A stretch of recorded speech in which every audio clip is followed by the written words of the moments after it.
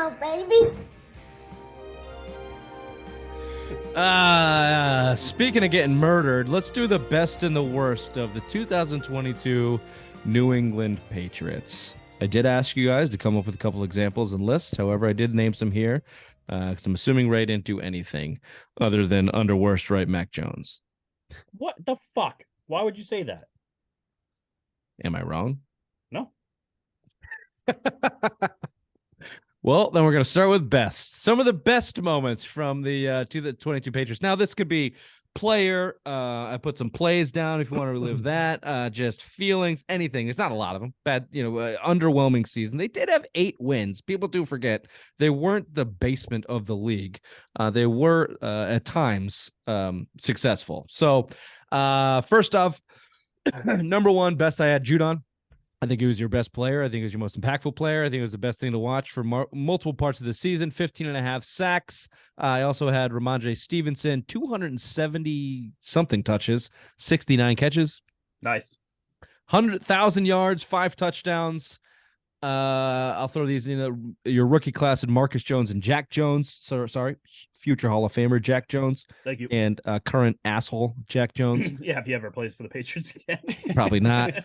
And Marcus Jones was one of the true spark plugs and the highlights on the season. I'll stop there, get your opinion, see if you want to add anything. I mean, Matthew Judon should be AFC Defensive Player of the Year. Absolutely. Ramondre Stevenson, Damian Harris going into contract year pretty much says see you later now, Damian Harris, because this is Ramondre Stevenson's running back. You don't have to worry about anything else because it's not the running back by committee that we always used to see. Damian Harris and all the other guys that they had around him. And like you said, Marcus Jones and Jack Jones, that rookie class, you could put Zappy in there as well. But I think the Sounds of Silence was one of the best players that you could have put out back there because he's not a clear number one cornerback, but he did what he had to do out there. He week in and week out shut down the number one corners out, wide receivers out there in the NFL. I mean, obviously Buffalo and Stephon Diggs came around later in the season, but he had one of the better years that was surprising with Jonathan Jones as the number one. Yeah, I think Jonathan Jones got exposed at certain points during, against some of the elite guys, Devontae Adams and Stephon Diggs. Justin Jefferson, Diggs back to back. But I agree with you, Ray. I think he had a really, really good season. He earned himself a contract this year as an unrestricted free agent. I think he would be an awesome number 2 here. Oh, absolutely. But I bet they franchise him. Yeah. Maybe. I don't know. They gave him a contract early, and he made some money with them. So I wouldn't be surprised to see him back here. Anything to I'll give you some more, Bob, and you can go from there. So I had Kyle Duggar also on this list. 2 pick sixes, 3 touchdowns total in the season, 78 tackles, 3 interceptions. Josh Uche, who came on late, turned into a premier pass rusher.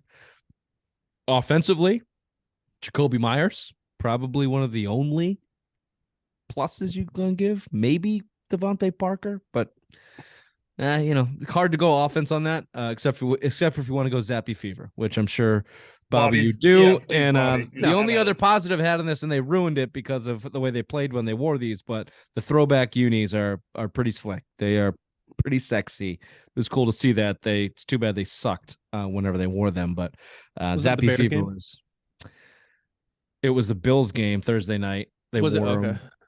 I think they wore them one more other time and they lost, but that's neither here nor there. And Zappy Fever, even though I'm not with you guys in the Zappy, I don't think you're only half-heartedly there. It was fun. Oh, it was fun, and they did win, so that was good. Yeah, best for me was defense. Young players, a couple of them to come through. Actually, there's players on the defense that'll be here for a few years that are good and established. I thought that was the best part. I mean, look at the offense. Yeah, okay, Ramondre, he was good. Other than that, offense, I don't know as much what you're building on. You kind of gotta really relook at things. But for me, best of the Patriots players is defense. Yeah, the Zappy thing was fun. The best part of the whole Zappy thing was when Mac Jones got yanked and Zappy came in and threw the 2 touchdowns, especially after the long one to Stevenson or to Parker. I think it was Myers or Parker. Zappy, Mac Jones is done. Zappy's in forever. There was just that one shining moment, which in the season was fun. But yeah, other than that, I mean, it faded away. Then he threw 14 balls into defensive lineman's face mask in the second half and threw 2 picks. So Zappy Fever died that night against Chicago. So did a lot of hopes and dreams for all these guys. I'll give you a couple plays. So some of the best plays of the season. This guy lands on the worst list for me, but Nelson Aguilar early in the season, that leaping grab against the Steelers for the touchdown. We don't see a lot of those this year, so put that on the list if you remember it. Against the Bengals, the Hail Mary that bounced off Kendrick Bourne into Myers' arms that kept them in the game.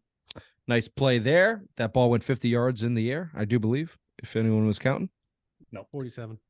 And these, the Zappy touchdown versus the Bears I had on this list. And then these last two, Kyle Duggar's pick sixes, the one against the Raiders and the one against Miami. Probably two of your best defensive plays on your best side of the ball. But the Marcus Jones walk-off punt against the Jets. That's the best one by far. That's the best play of the year. The also Jacoby Myers, the toe touch against the Bills last game of the season. That was a fucking phenomenal catch. That was a great catch. Didn't watch the game. So yeah, it was basically you had to like take a word for it. See the pellets come up off the ground. That's the only way they knew that he got his second foot down. So that was amazing. That was probably the catch of the year. Let's get into the worst of the season, shall we? Yes, let me start with this. All right, do you feel like you want to start this segment? No. Go ahead. Okay, Richard. I will start. I'll go with the entire offense, all of it, the entire offensive experience from July, from whenever they named Matt Patricia the offensive coordinator up until now, before they've named the next offensive coordinator. The entire offensive experience for the Patriots was the worst part of the season. Clearly, if we would like to dive into more of it, they tried to implement 3 different offenses. If you remember, the first was the McVay spread run offense. That didn't work in training camp. They scrapped that in the first preseason game. Then the first start of the game, they tried to do the 50-50 ball, just Mac Jones going back there, 7-star trap and chucking it up in the air. That's what got him hurt. And then Zappy came in. They had to dial it all back, and they went, oh, shit, we don't have players to run anything other than this, so let's go back with what we were running for 20 years. So that was your offensive experience under Matt Patricia. That whole experiment was obviously a complete and utter failure. After that, just specifically, we can wait for the plays. Special teams get on the list. The running and roughing into the kicker. The kick returns against the last game of the year against the Bills, plus a couple more during the season. Nick Folk just all of a sudden missing extra points out of nowhere. R.I.P. Nick Folk. R.I.P. Nick Folk. Not being retire. Jake Bailey on his own can handle this list. The rest of these on here, I had basically players, which we can get to. If you want to add anything, by all means, or if you want to add to what I just said as we get the worst of the 2022 Patriots. I'm going to throw in Miles Bryant because he's been on my fucking worst list for 2 years now, and I don't know why the fuck this guy still is playing on this goddamn team. I mean, I hope with the Gerard Mayo promotion that he can just have some say and say, get the fuck out of my locker room. You know, like, get off my lawn, kid. Get the fuck out of here. Get out of Foxborough, because this kid sucked. I mean, how many times was he burned, like, trying to come into the game, playing the third wide receiver or even second wide receiver and just getting blown by? You call it. You'd be like, oh, there's Miles Bryant. See you later. Here's the touchdown, because that's how bad this kid is. And then he goes to return punts and he muffs them all the time. It's like, this kid sucks. Get him the fuck out of Foxborough. I hate that guy. He's not an NFL player. He's well bad. Said, Raymond. Good call. He's bad. Fucking hate Miles Bryant. Oh. The airing of grievances, Miles Bryant is on the list. Yeah, always. He could have made the list from 2020 to 2023. Oh, jeez. Bob, you want to add anything to that? And you want me to get into some of these specific players if you want to rail on them? Yeah, well, that's where I was going to go with the players. I mean, you basically the offensive line. List them. They were terrible. Isaiah Wynn just punted on the season. Trent Brown was a head case most of it. Cole Strange, rookie, rough season, but I mean, a lot of the problems stemmed from there. But when you basically have 2 tackles that are poor and you don't have tackles throughout the year, your offensive line is going to suck, and that really hurt them all year. Both of them, Trent Brown and Isaiah Wynn, were due for 1 penalty. I mean, we were texting back and forth with Isaiah Wynn mid-season, the delay of game false start when they got to the red zone, and it was clockwork. Like, it was every game. Clockwork. Yeah, we do it. And then Trent Brown picked it up when Isaiah Wynn went down with the injury. Trent Brown picked it up, and he had the most penalties in the league. I'm pretty sure. If anyone wants to fact check me on that, I'm pretty sure Trent Brown had the most penalties in the league, at least for offensive linemen. He led the league. Yeah, those guys were terrible offensively. Sticking with that, Nelson Aguilar is a zero, an absolute zero. Could have called that when they signed him. Jonnu Smith, obviously, we know he can't play. He's not good. Which is one. What did they see? What did he him? do? Yeah, what did he do in Tennessee that made him come here and be like, we're all like, holy shit, he's gonna be amazing. So they projected on a couple guys. Jonnu Smith was one of them. Jonnu Smith, his last year in Tennessee, caught, I think, 6 or 7 touchdowns and was a real red zone threat. However, that was the year Derrick Henry completely blew up, or the year after. And they were running jumbo packages with Derrick Henry on the 4-3 2-yard line, and everyone was selling out in the run, and Jonnu Smith was just wide open. So they projected wrong on Jonnu Smith. Obviously an incredible athlete, but football IQ is probably lacking. You're stuck with him for another year at least, maybe 2. Not using Kendrick Bourne, him getting in the doghouse, clearly one of your best playmakers on offense. And every time he was out there, he made something happen, and he played something like 7% of the snaps. Well, don't make fun of Skinny Ray, and you'll be fine. He must be so douchey in the locker room because those coaches hate him. Oh, yeah. Well, he's come out and said, I don't want to go anywhere else. I want to stay here. I want to continue what we started here. I've heard a lot of that echoing throughout the locker room.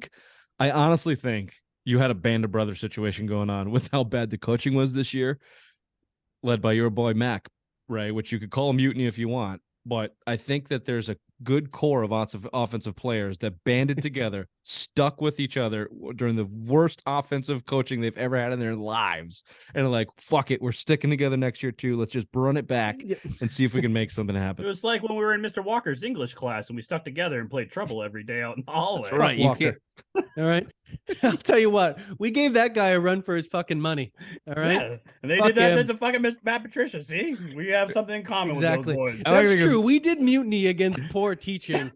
we did, and we got ourselves out of that classroom. What, and we got to play trouble in the hallway. Walker, we actually had a book report, and I took a cover over the book and I wrote on it, "Walker is a woman," and presented it to the class, and I got a B. I remember that. You were at class. You were playing trouble with us. I've told that story more than once, and people tend to like it.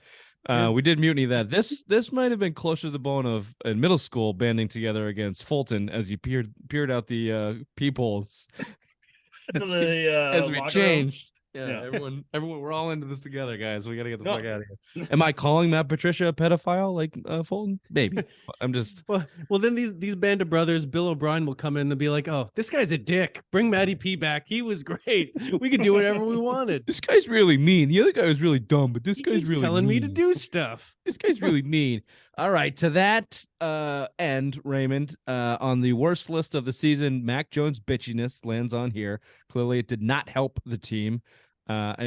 For mainly out of spite, I had to take the Mac. I had to jump on the Mac train, and you Mac shamed me for it all season. But I hated you being the captain of the Mac ship. I will concede that his bitchiness didn't help anything, and he looked like a douche at times. But I still don't really blame him. Go ahead. No, I mean, you hit the nail on the head. He was a douche, and I don't think he's a born leader. I think if he had an offensive coordinator that could put him in his place and he respected like a Bill O'Brien, that would be perfect for him. But when you have a fat ass that doesn't know how to call plays and you're just going through the motions and just trying to get through week 18 and just be like, yep, I need to get this season over and done with. I think that's what it was all year for him because he didn't respect his fucking coaches or anything like that. So he didn't have any help. So he had to stick with his brothers and just get through the whole thing. So I'm sorry too. Zap Daddy. Thank you. I'm glad we came to a peaceful end on that, Raymond. Thank you. We'll see what Mac is. I think you just throw this season out. I honestly think you have to for almost everybody on that offense, other than anybody with a track record before it. This is his final straw, though. If he comes in and you get a I'm with you. Look, absolutely. Look, you tell me tomorrow they want to bring Lamar Jackson here and blow Mac Jones out. I'm with you. You tell me tomorrow they want to bring in Brady and blow Mac Jones out. I'm with you. I'm not. I've never said that he's the guy you have to invest in him. I've just said Everything around him was so bad. I don't understand how you blame him for it. No, That's all I've said. And yeah, he acted like a little bit of a tennis brat bitch this year. I don't know if he's not a born leader though. The before this season, the last thing that went in my mind against that Bills team in the playoffs when they got blown out, he was the only guy that showed up. That first drive, dropping dimes, running for first downs, getting the touchdown, showed me something. It seemed like we had something going. It seems like a million years ago now, but clearly the kid's got fire in him, whether that turns into douchey fire or leadership fire. Or spiteful fire. Right. It can be very powerful, spite. Very powerful. We know how it is. Any final thoughts on Mac on the bad list there, Bobby? Yeah, I mean, Mac, I get it. Throw the year out. He wasn't set up for success. I'm still on the thing where I just don't think he's the guy. I don't think he's got the physical tools. I think if Bill O'Brien was here this year, it would look just like the year before. Maybe we won 11 games and we're looking at a first round exit. It's just, that's just kind of what I think he is. I think that's the ceiling. We'll see. I mean, I think that's great unknown. I'd take 11 wins right now. I'll tell you that. Yeah. So would I. Last on this, I had the run defense was bad. Devin Gottschalk, $20 million man. Thumbs down. Yeah, that was dumb. Dumb signing. And then we'll end this segment, the worst plays of the year. We talked about this, but every delay of game or false start by the offensive line or the offense in general. Max interceptions versus the Ravens. The one in the end zone to Devontae Parker, which a lot of people said wasn't his fault, but make the throw. And then the other one that basically ended the game to wherever the linebacker was, if you guys remember that. You know, the offense actually looked somewhat competent that game, and seemed like Mac just kind of lost his head a little bit and had some two bad picks. Every single play in that blowout against the Bears, except for Zappi's touchdown, those were bad. Watching Justin Field run up and down for 30-something points. That was his start of his Mike Vick. That started the run. They were just like, yeah, we're just going to have this guy run all game. They are still the worst team in the league. Number 1 overall pick, Chicago Bears, blew you out on Monday Night Football. And Stevenson fumble against the Bengals. That was one of the plays that kept you out of the playoffs. The other one was Stevenson's lateral to Jacoby Myers, who then lateraled it to Mac Jones to get destroyed by Chandler Jones, which will go down as the dumbest play ever in NFL history. Mm-hmm. I have two of those too. The one was the Ravens game when Mac Jones had the meme of the century of crying because he sprained his fucking ankle. That should be on there. And then the other one was the whole debacle of the Bears game, running with Mac Jones when he shouldn't have came back that week. They should have held him off to the Jets game, and they brought him in just because Bill, and when it didn't work out and they pulled him and put Zappy in, Bill said, oh, that was our plan all along. Bullshit. That whole sequence of events on that Bears game was just atrocious. And it was that was like coaching wise, playing wise, everything was just bad. That was the worst week of game ever. That whole portion of the season is probably why you're sitting at 8-9. Joe Judge and Matt Patricia were throwing Mac Jones under the bus, and Belichick was listening to him, and then he was getting pressure from everywhere else. They created their own quarterback controversy, and then Belichick escalated it in front of his own fans, putting Mac Jones in there to fail, and then yanking him immediately. It's some of the worst management I've ever seen.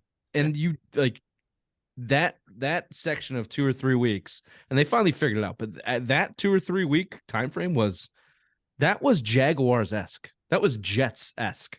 Well, the dysfunction going on. Put your tinfoil hat on too, because that's when they said that they found out that Mac was calling other coaches for advice on what to do and all this bullshit, and that's when Bill got wind of it. I don't discredit that at all. The other report of that information is that information was leaked by Patricia and Judge to try and save their own ass. So you don't say. No shit.